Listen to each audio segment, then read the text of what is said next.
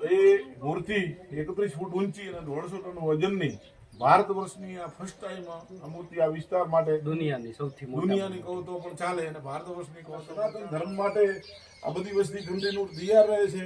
આ જગ્યાથી કોઈ પણ પ્રકારની અંધશ્રદ્ધા પ્રેરિત ન થાય એ પ્રમાણેની બધી પ્રવૃત્તિઓ અમે કરીએ. ઘણા બધા લોકોને ખૂબ બધા ખર્ચાઓ આપ્યા છે. અહીંયાથી સામે પેલા ઝુમરો બધું દેખાય છે.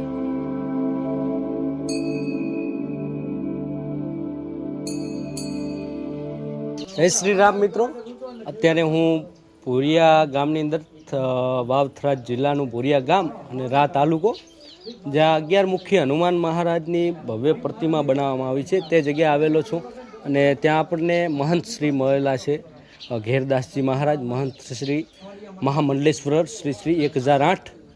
તો આપણે એમની સાથે થોડી મુલાકાત કરીશું, હનુમાન મહારાજના ઇતિહાસ વિશે જાણીશું. બાપજી, આ મંદિરનો શું ઇતિહાસ છે અને ક્યારથી આ સ્થાપના કરવામાં આવી છે? સૌને જય સિયારામ. જય સિયારામ. આ ઘટનાક્રમ બધો કુદરતી ઘટનાક્રમ બનેલો છે ને હું પોતે સાદું જીવનમાં આવ્યો એ પણ એક કુદરતી ઘટનાક્રમ જ છે. કુદરતી ઘટનાક્રમ છે. આ જગ્યા જે જમીન તમે બધી જોઈ રહ્યા છો, અહીંયા લગભગ 35 વીઘા જમીન છે. એમાંથી આ દાદાના અંડરમાં 2 વીઘા જમીન છે. 2 વીઘા. આ જગ્યા રસ્તા વગરની હતી અને હનુમાનજી મહારાજની કોઈ પ્રેરણા થતાં મેં આ જગ્યા વેચાણથી રાખેલી. અને વેચાણમાં રાખ્યા પછી આ બધી બંજર હાલતમાં હતી અને રસ્તો હતો નહીં. પરંતુ એની કૃપાથી તમે ત્યારે આવ્યા ત્યાંથી રસ્તો પણ તારે બધો બની ગયેલો છે. રસ્તો એકની જગ્યાએ 2 રસ્તાઓ પણ મળ્યા. અને આ જે બાવળ છે, આ બાવળનું પહેલેથી જ અહીંયા હતો. અહીંયા પેલી મારું જન્મભૂમિનું જે કામ કમાલી, ત્યાં આગળ બાવળવાળા હનુમાનજી છે. એટલે મારા મનની અંદર એક સંકલ્પ હતો કે અહીંયા બાવળમાં હનુમાનજી બેસાડવા. તો આ જમીન બધી બંજર હાલતમાં હતી અને ડેવલપ કરી અને અહીંયા દાડમ વાવેલા હતા. દાડમ માટે ગોળાસણથી ખાતર લાવેલા. હું તો અહીંયા રહેતો હતો નહીં.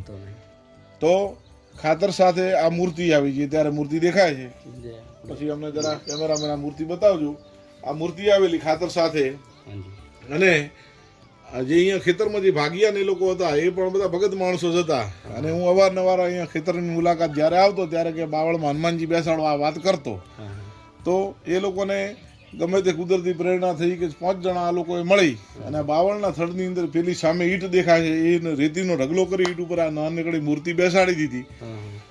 અને પછી મને બધો આ વાતનો ખ્યાલ આવ્યો. ત્યારે હું સ્થળ ઉપર આવ્યો, એ લોકોને ભેગા કર્યા કે ભાઈ તમે આવી રીતે મૂર્તિ આ બેસાડી. તો કે હવે અમને તો કુદરતી પ્રેરણા તમે બધું કીધું એટલે બેસાડી દીધી છે. એના પછી બધી ચમત્કારી ઘટનાઓ ઘટી અવારનવાર બધી થતી ગઈ. આ બાવળમાંથી પાણી નીકળવાની પણ ઘટના બનેલી. આજુબાજુના 8-10 માણસોની હાજરીમાં ઘટનાક્રમ બનેલો. અને ત્યાર પછી કોરોના કાળ આવ્યો એટલે અહીંયા સેવા પૂજા વધી અને મારું પણ અહીં સ્થિરીકરણ થયું. કોરોના સમયે હું પણ મારું મન પણ બધું જોયું કે આ દુનિયાની અંદર કોઈનું નથી. મને મગજમાં આ બધો ભાવ આવતો. હું પણ આ વિરક્ત તરફ આગળ આવ્યો. આ જગ્યાએ ભવ્ય દિવ્ય એક રામકથા થઈ 2022માં. અને આ જગ્યામાં ગાદીપતિ મહંત તરીકે ભંડારામાં મારી મહંત તરીકેની ચાદર વિધિ થઈ. ત્યારથી આ કન્ટિન્યુ વસ્તુ ચાલે છે. અને એ સમયે પછી મારા ગુરુ મહારાજ, જે આ ફોટો અહીંયા દેખાય છે, ચિથલાપાલી રાજસ્થાન જે દ્વારાચાર્ય છે મહારાજજી, એમની પ્રેરણાથી 31 ફૂટ ઊંચી અને જોધપુરી લાલમર જે મૂર્તિનો અંદર તમે ફોટો પહેલામાં છે તમને બતાવજો. તો એ મૂર્તિ 31 ફૂટ ઊંચી અને 150 ટન વજનની ભારત વર્ષની આ ફર્સ્ટ ટાઈમ આ મૂર્તિ આ વિસ્તાર માટે દુનિયાની સૌથી મોટી, દુનિયાની કહો તો પણ ચાલે અને ભારત વર્ષની કહો તો પણ ચાલે. કરતા હરતા ઈશ્વર છે, હું તો એક નિમિત્ત માત્ર છું. પરંતુ આ ભવ્ય દિવ્ય મૂર્તિનું નિર્માણ થયું છે અને અત્યારે રંગરોગો સાથે બધું થઈ ગયું છે. અને બીજું કામકાજ અત્યારે ચાલુ છે. ત્યારથી છે અખંડ જ્યોત પણ ચાલુ છે. અને દર શનિવારે કોરોના એ સમયે પરમાત્માને મેં પ્રાર્થના કરેલી કે વિશ્વ ઉપર સંકટ આવ્યું છે, તમે દુનિયાના બધા જીવાત્માઓનું કલ્યાણ થાય એવું કરજો.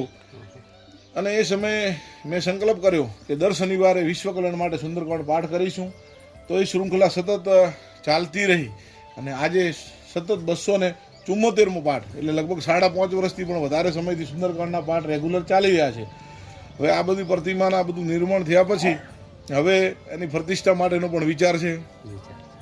હવે જો પરમાત્માની મરજી હશે તો મે મહિનાની અંદર વિચારણા ચાલી રહી છે. સ્કૂલના છોકરાઓને પણ બધાને વેકેશન હોય, લગ્નગાળો બધો પતી ગયો હોય, વસ્તીને થોડો નવરાશનો સમય હોય, એવા સમયે પ્રતિષ્ઠાનો પણ વિચાર છે. પ્રતિષ્ઠાના સમયે એક મેં 1.25 લાખ હનુમાન ચાલીસા હનુમાનજી મહારાજને સંભળાવવા માટેનો સંકલ્પ કરેલો હતો.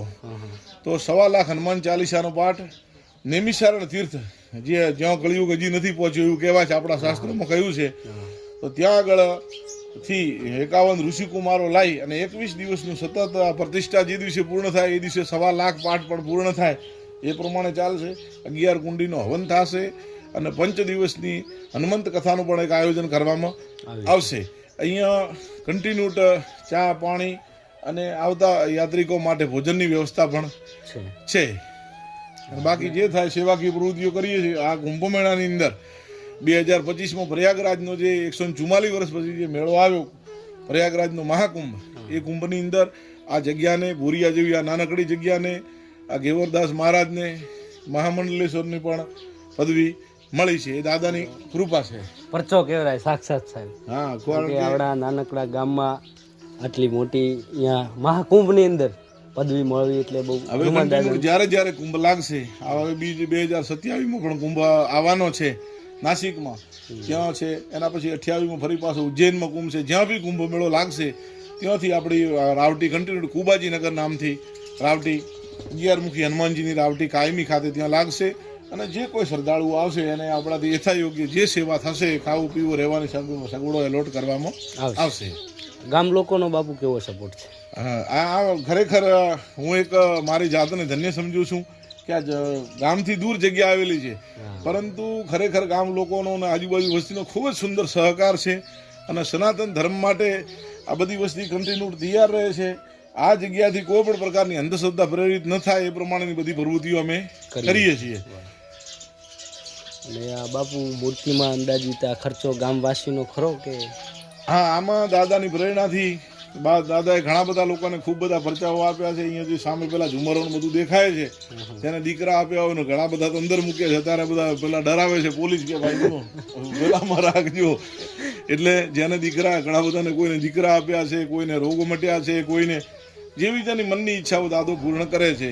પણ આપણે કોઈને કોઈ બાધા આખડી દોરો ધાગો અહીંયા કરતા નથી કે ભાઈ તમારી શ્રદ્ધા પ્રમાણે તમે શનિવાર ભરો, તમારું કાર્ય દાદો પૂર્ણ કરશે. એ પ્રમાણે બધું કાર્ય ચાલે છે. બીજું પંખી સેવા, સંત સેવા, ગૌ સેવાનો નાની મોટી પ્રવૃત્તિ અહીંયા થાય છે. તો બાપુનો ખૂબ ખૂબ આભાર, આટલો સાથ સહકાર અમને પણ આપ્યો. અને અત્યારે ખરેખર ભોરિયા ગામે બહુ ભાગ્યશાળી ગામ કહેવાય કે જ્યાં આવા મહંત શ્રી છે અને 11 મુખી હનુમાનજી મહારાજની આવડી મોટી પ્રતિમા અહીંયા સ્થાપિત થઈ છે.